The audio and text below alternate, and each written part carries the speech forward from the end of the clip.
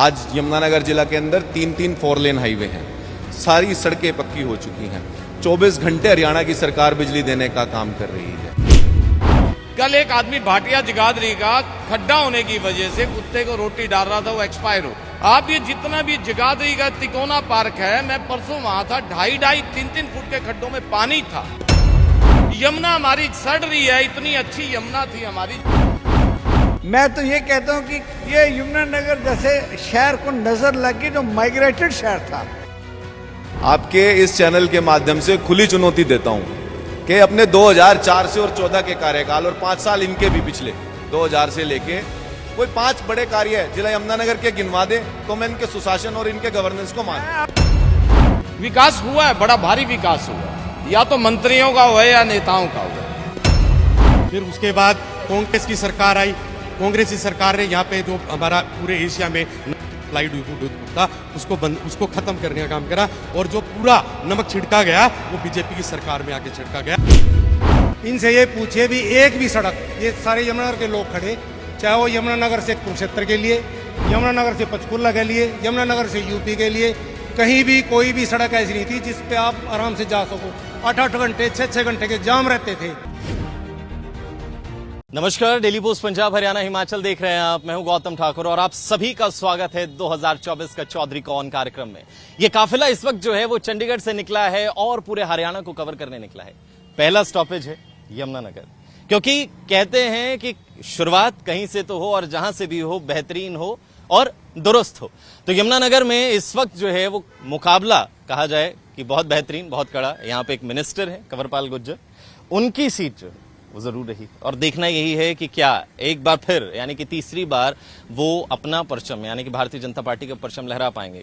मुकाबले में कई और दावेदार भी हैं, ना सिर्फ बीजेपी बल्कि कांग्रेस भी, पीएसपी भी है, और साथ ही साथ गठबंधन जेजेपी और एएसपी का भी है।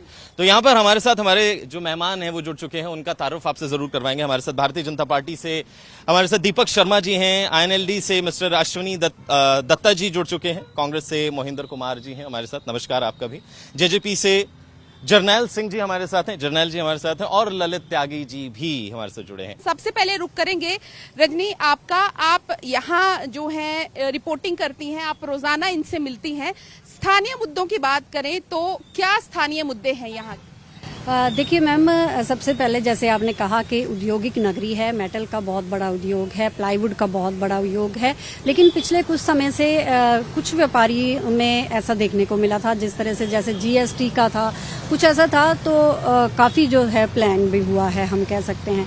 दूसरा जो सबसे बड़ा मुद्दा मैम यहाँ है सरस्वती उद्गम स्थल जो था, हरियाणा सरकार का एक बहुत बड़ा प्रोजेक्ट है, बहुत जो करोड़ों रुपया इस पे खर्च भी किया जा रहा है, उसको धरातल पर लाने का जो है प्रयास हरियाणा सरकार के द्वारा लगातार किया जा रहा है, लेकिन उसमें अभी कुछ न कुछ कमी जो है वो रह रही है। तीसरी, हमारे शहर में हम कह सकते हैं कि पानी की निकासी का भी थोड़ा सा है। जब बरसात हो जाती है तो पानी की निकासी का यहाँ मुद्दा रहता है। हर जगह का प्रॉब्लम है पानी की निकासी। हम देखते हैं कि पानी सड़कों पर बहुत खड़ा रहता है। बिल्कुल, वो भी वैसे बरसात के दिनों में यहाँ दिक्कत है, वैसे दिक्कत नहीं है, लेकिन पानी का निकासी का है यहाँ मुद्दा में। तो मुद्दे जो हैं सबसे पहले पूछे जाएंगे सत्ता पक्ष से। इन्होंने सवाल किया कि उद्योग है यहाँ पर लेकिन संभाल नहीं पाए हैं जिस तरीके से विकास होना चाहिए एशिया में। अगर बर्तनों की बात करें तो जगाधरी का नाम सभी ने सुना है, क्यों हरियाणा सरकार या कहे यहाँ पर मौजूदा मंत्री भी हैं कंवरपाल गुर्जर जी, क्या इस ओर ध्यान नहीं किया? देखिए, सर्वप्रथम तो मैं आपका जिला यमुनानगर में पहुंचने पर हार्दिक अभिनंदन और स्वागत करता हूं। और रही बात उद्योग की या विकास के मुद्दों की, यदि हम 2004 और 14 के बीच में हम तुलना करें, 2004 से 14 तक यहाँ कांग्रेस ने राज किया है। यदि हम 2014 से और 24 की बात करें तो जमीन आसमान का अंतर आया है। हमने एक औद्योगिक नगरी को इंफ्रास्ट्रक्चर की आवश्यकता होती है, उसमें आपकी सड़कें, बिजली, हमने जिले को सड़कें देने का काम किया है। आज तक यहाँ कोई 2004 से 14 के बीच में कोई 4 लेन हाईवे नहीं था, क्योंकि बिना हाईवे, बिना बिजली और इन सब सुविधाओं के बिना आप किसी औद्योगिक नगरी को नहीं चला सकते। आज यमुनानगर जिला के अंदर 3 4 लेन हाईवे हैं, सारी सड़कें पक्की हो चुकी हैं। 24 घंटे हरियाणा की सरकार बिजली देने का काम कर रही है। कुछ बात जो हमारे बेसिक लोगों की, जो हमारी रजनी जी ने कही कि औद्योगिक नगरी का थोड़ा सा डावाडोल हुआ है, वो 2004 से और 14 का जो कार्यकाल था उसके डामाडोल को हमने उसके वनस्पत संभालने का काम किया है। आज प्रदेश में आप देख रहे हैं शिक्षा की सुविधाएं, स्वास्थ्य की सुविधाएं कितनी बेहतर हो चुकी हैं। हमने जिला यमुनानगर में 200 बेड का हॉस्पिटल बनाया है, गुरु तेग बहादुर मेडिकल कॉलेज बनाया है, 1100 करोड़ की लागत से पांजुपुर में मेडिकल कॉलेज बनने लग रहा है। यदि मैं बात करूं गरीब लोगों को स्वास्थ्य की, तो आयुष्मान के माध्यम से बहुत जनता का इलाज हो रहा है। यदि मैं बात करूं अब हमारे युवाओं को रोजगार देने की, तो हमारी हरियाणा की सरकार ने 1.5 लाख रोजगार बिना पर्ची और खर्ची के देने का काम किया है। काम हुआ है, विकास हुआ है, कितना विकास हुआ है? पहले हम जवाब भी ले लें कि कितना विकास हुआ है? सबसे पहले आयु जनता का, पत्रकारों का, शहरवासियों का, राष्ट्रवासियों का हार्दिक अभिनंदन करता हूं। मेरे भाई विकास कह रहे हैं, विकास हुआ है, बड़ा भारी विकास हुआ है, या तो मंत्रियों का हुआ है या नेताओं का हुआ है, जनता का विकास नहीं हुआ। 10 सालों में 4 लेन नहीं बनी जब आपकी सरकार। ऐसा है, जो 4 लेन उस समय वो पास करके गए थे वो ही बनी है। सड़कों की हालत आपके सामने है। कल एक आदमी भाटिया जगाधरी का खड्डा होने की वजह से कुत्ते को रोटी डाल रहा था, वो एक्सपायर हो गया। ऐसे ऐसे अनेकों किस्से हैं। आप ये जितना भी जगाधरी का तिकोना पार्क है, मैं परसों वहां था, 2.5 3 फुट के खड्डों में पानी था, पानी निकासी नहीं है। यमुना हमारी सड़ रही है, इतनी अच्छी यमुना थी हमारी जिसके ऊपर यमुना नगर बना हुआ है। आज यमुना की हालत देखो, गंदा नाला बना दिया। कितने 100 करोड़ रुपया भारत सरकार का आया, या तो पड़ा है कमेटी में या वापस चला गया या खाया पिया गया।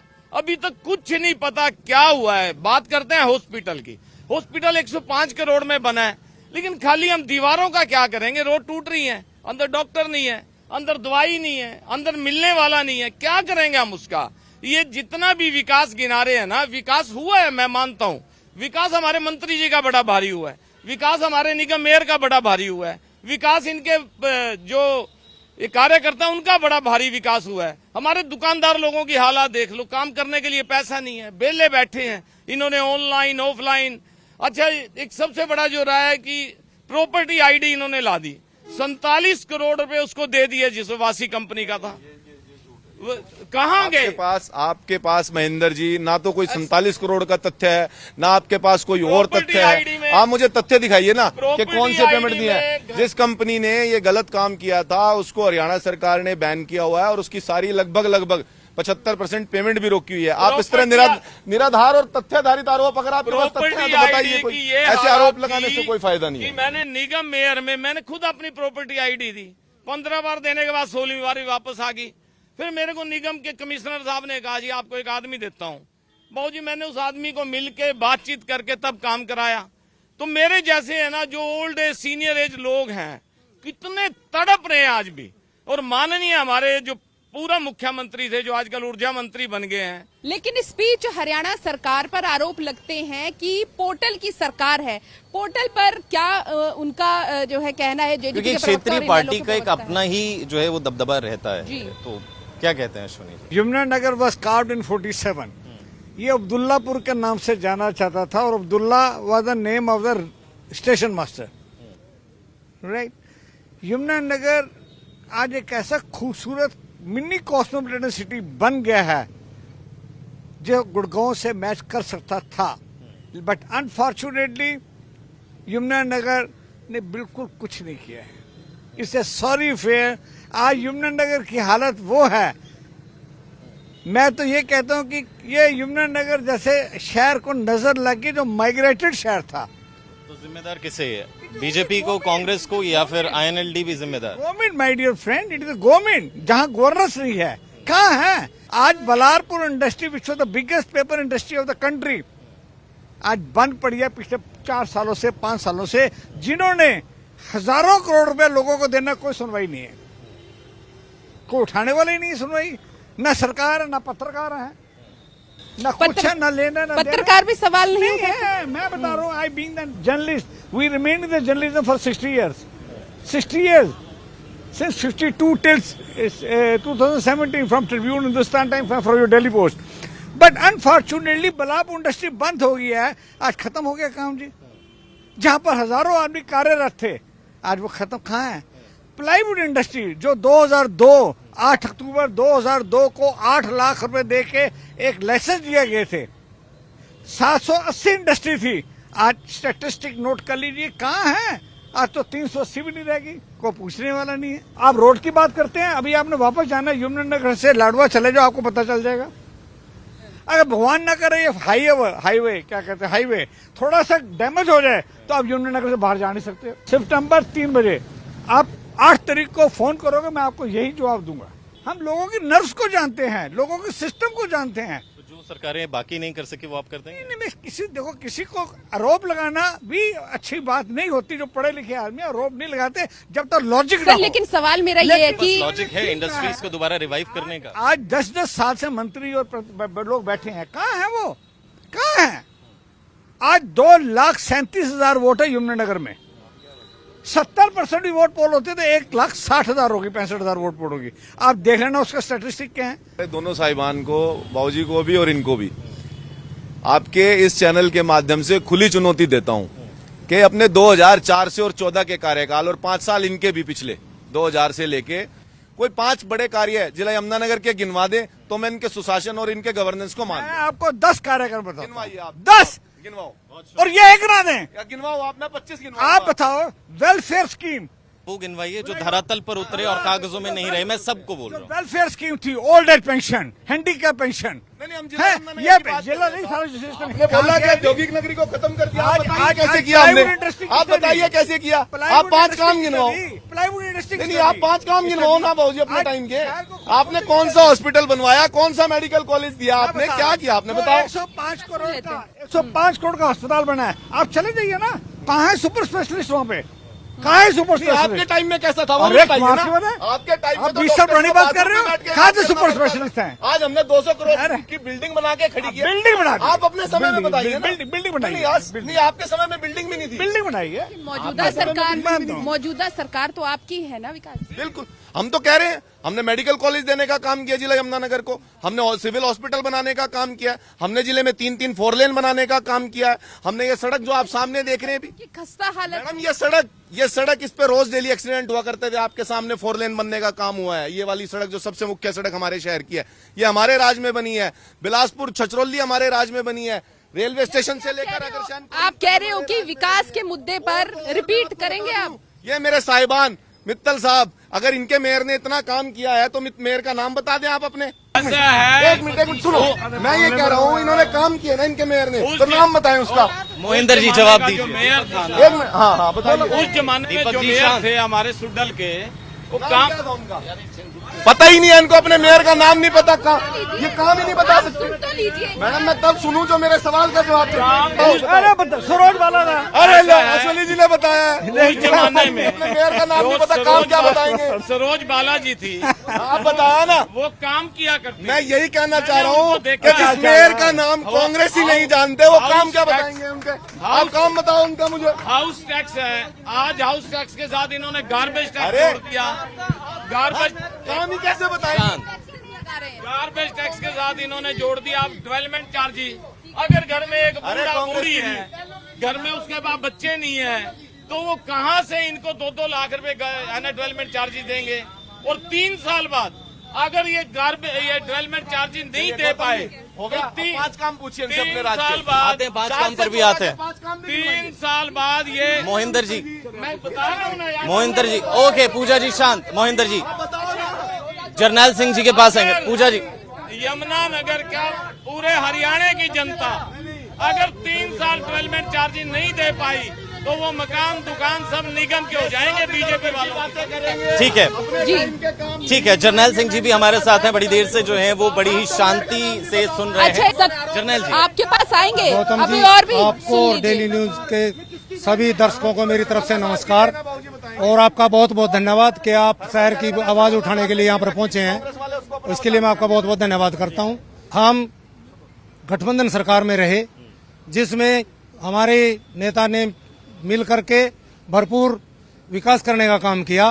जो महकमे उनके पास थे, चाहे वो सड़कों का था, हमारे सरकार से पहले आप ये जो कांग्रेस के जो भाई साहब अभी इतना जोर लगा रहे थे, इनसे ये पूछिए भी एक भी सड़क, ये सारे यमुनानगर के लोग खड़े, चाहे वो यमुनानगर से कुरुक्षेत्र के लिए, यमुनानगर से पंचकुला के लिए, यमुनानगर से यूपी के लिए, कहीं भी कोई भी सड़क ऐसी नहीं थी जिस पे आप आराम से जा सको। 8-8 घंटे 6-6 घंटे के जाम रहते थे। मैं सड़क खुद की ला के बात- पेपर दे सड़क रहा की था। बात हो चुकी है, लेकिन गठबंधन में जो अपना प्रत्याशी उतारे हैं उसकी गठबंधन बात की सरकार ने भरपूर विकास करने का काम किया, जिसमें बिना पैसों के, बिना उसके रोजगार देने का काम किया। और आदरणीय दुष्यंत चौटाला जी का जो सबसे बड़ा एजेंडा था, क्योंकि कोई भी सरकार सबको सरकारी नौकरी नहीं दे सकती, इसीलिए उन्होंने पहले घोषणा की थी कि हम प्राइवेट सेक्टर की नौकरियों में 75% रोजगार देने का काम करेंगे। उसको उन्होंने नियम कानून बनाने का काम किया। वो फैसला तो अटका है जी सुप्रीम कोर्ट में अभी। कोर्ट में जाना तो सरकार का काम नहीं है, कोई भी कोर्ट में जा सकता है। तीसरे विकल्प के तौर पर अपने आप को क्यों देख? मैडम देखिए, हरियाणा में मैं यमुनानगर विधानसभा की आपसे बात करूंगा। इनका बीजेपी का शासन रहा, इनेलो का शासन रहा, कांग्रेस का शासन रहा। मैं यमुनानगर विधानसभा में जो एक यमुनानगर विधानसभा इंडस्ट्रियल बेस्ड विधानसभा है, यहाँ के 80% लोग हैं जो कृषि और इंडस्ट्री पे निर्भर हैं। दोनों के दोनों विधानसभा के लोग कृषि और इंडस्ट्री पे दोनों के दोनों विधानसभा के लोग निर्भर हैं। बीजेपी की सरकार ने, पहले इनेलो की सरकार ने यहाँ पे बर्तन उद्योग बंद करने का काम किया, फिर उसके बाद कांग्रेस की सरकार आई। कांग्रेस की सरकार ने यहाँ पे जो हमारा पूरे एशिया में प्लाईवुड उद्योग था उसको खत्म करने का काम करा, और जो पूरा नमक छिड़का गया वो बीजेपी की सरकार में आके छिड़का गया। भाजपा सरकार ने उन अवैध कॉलोनियों पे अंकुश लगाने का काम किया है और हमने बहुत सी कॉलोनियां, हमारे जिले में भी लगभग 100-125 कॉलोनी हमने जो है ऑथराइज कर दी हैं और उन पे काम निरंतर चल रहा है। भाई साहब की जो गली है उसको भी हम बनवाने का काम करेंगे। जो कॉलोनी हमारी ऑथराइज हो जाएंगे उसके बाद उन पे काम शुरू होगा। सड़क के मुद्दे हैं, गलियों के मुद्दे हैं, आम मुद्दे हैं, और ये जो आम जनता है वो उन्हीं सवालों के जवाब जो है इन प्रवक्ताओं से जानने की कोशिश करते थे, क्योंकि या तो ये मौजूदा सरकार में है और या फिर अगर सरकार किसी और की बनती है तो उनसे भी जवाब लेना चाहते हैं और उनसे भी घोषणा पत्र में उम्मीद करते हैं कि इन सभी मुद्दों को शामिल किया जाए। फिलहाल यमुनानगर में हमने जाना कि आखिर क्या कुछ स्थानीय मुद्दे हैं, लेकिन इन मुद्दों पर जनता कितना विश्वास करेगी ये भी देखने वाली बात रहेगी। लेकिन अभी सफर थमा नहीं है, ये सफर की बस शुरुआत है। आगे बहुत सारे पड़ाव हैं जहां हम जाएंगे और लोगों से मुलाकात करेंगे। तो फिलहाल के लिए मुझे मेरी साथी पूजा वर्मा के साथ दीजिए इजाजत। देखते रहिए डेली पोस्ट पंजाब हरियाणा हिमाचल।